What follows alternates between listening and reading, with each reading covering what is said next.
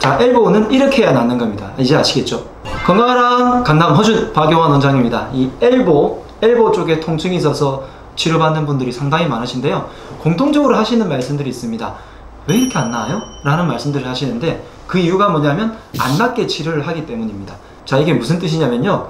엘보 통증이 있을 때 보통 당연히 엘보는 팔꿈치죠. 골프 엘보는 안쪽, 테니스 엘보는 바깥쪽 이렇게 되어 있지만 사실 골프할 때 안쪽과 바깥쪽을 다치는 경우도 많아서 그냥 통상적으로 엘보라고 부르겠습니다. 안 좋은 자세를 자꾸 하거나 혹은 충격을 받거나 과도하게 많이 사용을 해서 생기는 팔꿈치의 통증인데요. 운동선수들 뿐만이 아니라 화가라든지 목수 그리고 가위질을 많이 하시는 이렇게 손이라든지 팔을 들고 일하시는 분들 같은 경우에 엘보가 상당히 많이 생기는 걸 알 수가 있어요.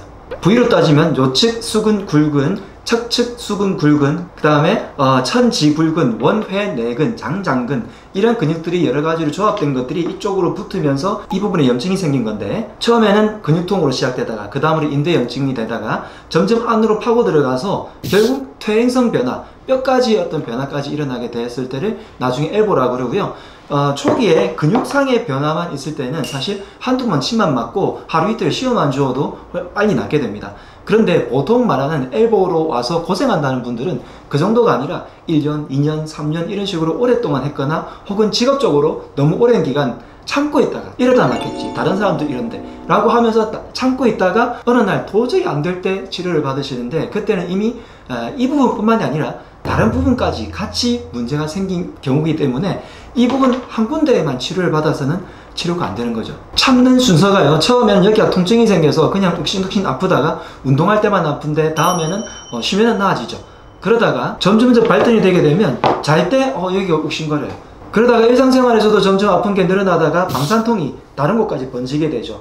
나중에는 저림 증상이 나타나고요. 나중에는 물건을 쥐었을 때 스스로 떨어뜨리는, 저도 모르게 절로 떨어뜨리는 그런 증상까지 발현하게 됩니다. 그래서 단순하게 이 부분의 통증뿐만이 아니라 통증이 여러 곳으로 번지게 되고 나중에는 신경학적 증상까지 벌어지게 되는 것이 엘보죠. 그런데 아까 말씀드렸다시피 이 엘보라는 것이 단순하게 이 팔꿈치의 문제뿐만일까요? 그게 아니라는 거죠. 예를 들어서 골프에 대해서 보겠습니다. 골프 치시는 분들이 엘보가 많고 요즘 골프 인구가 너무 많이 늘었으니까요.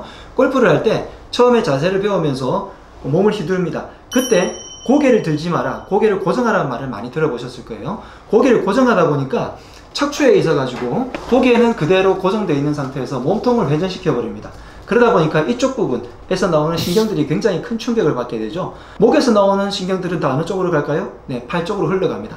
그러다 보니까 특히 사각근을 주변으로 해가지고 앞쪽에 있는 소흉근을 지나서 나가는 그런 신경 라인들 전체가 충격을 받게 되죠.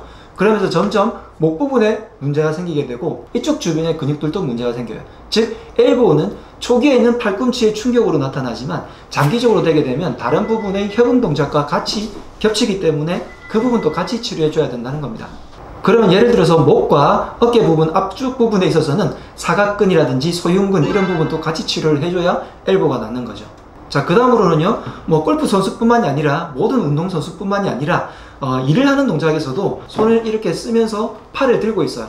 어깨가 이렇게 들리잖아요. 화가라든지 목수라든지 혹은 가위질을 하시는 분들이 어깨가 이렇게 들리다 보니까 어깨 자체의 충격을 계속해서 받습니다. 그러다 보니까 소위 말하는 회전근개, 견갑대를 몸통 쪽에 붙이고 있는 그런 회전근개 자체가 나중에 굉장히 많은 일을 하게 되는 거죠. 그러다 보니까 회전근개인 극상근, 극하근이라든지 이 주변의 근육들까지도 같이 치료해 줘야 되고요. 처음에는 이 근육들이 필요해지면서 위쪽에 있는 삼각근 부분에 통증을 호소하는데 삼각근 부분의 통증들이 못 견디게 되니까 나중에는 이 부분 엘보까지 통증을 같이 이어지게 되는 거예요. 즉 엘보의 충격을 받지 않더라도 위쪽 부분의 어떤 근육의 문제가 엘보 쪽으로도까지 전달이 됩니다.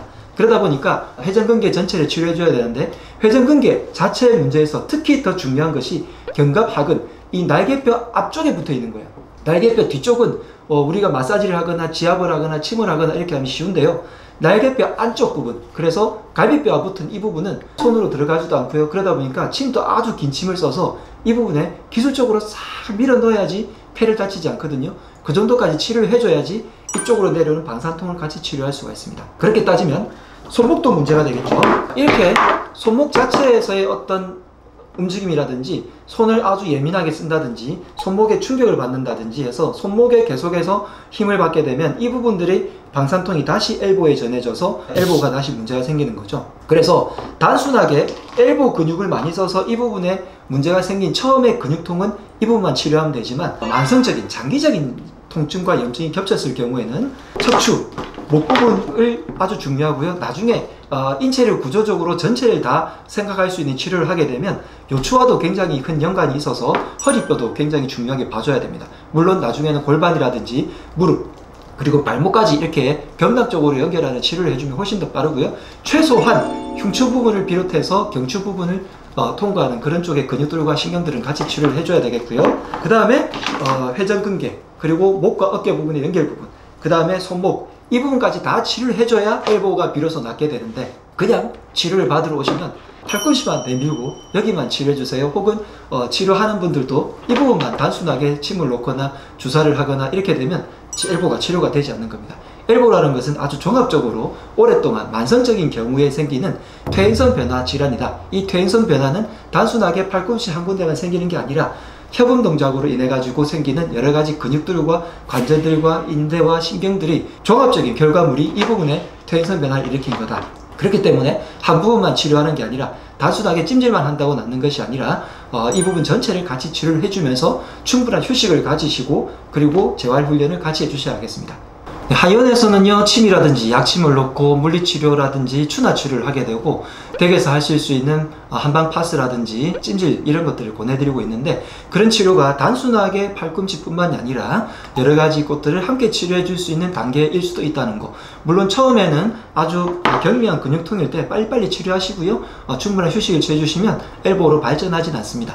단순한 초기 엘보는 빨리 치료를 받으시고요. 장기적으로 가서 만성적인 통증일 때는 여러 부분을 함께 치료해줘야 되겠다. 그렇게 생각을 하시고 관리를 해주시고요. 평소에 재활치료로 내 스스로 몸을 관리하실 때에도 말씀드린 목이라든지 어깨, 척추, 그리고 손목과 어깨 부분의 회전근개까지 전부 스트레칭과 함께 강화하는 훈련들 그리고 충분한 휴식을 꼭 취해주셔야 하겠습니다.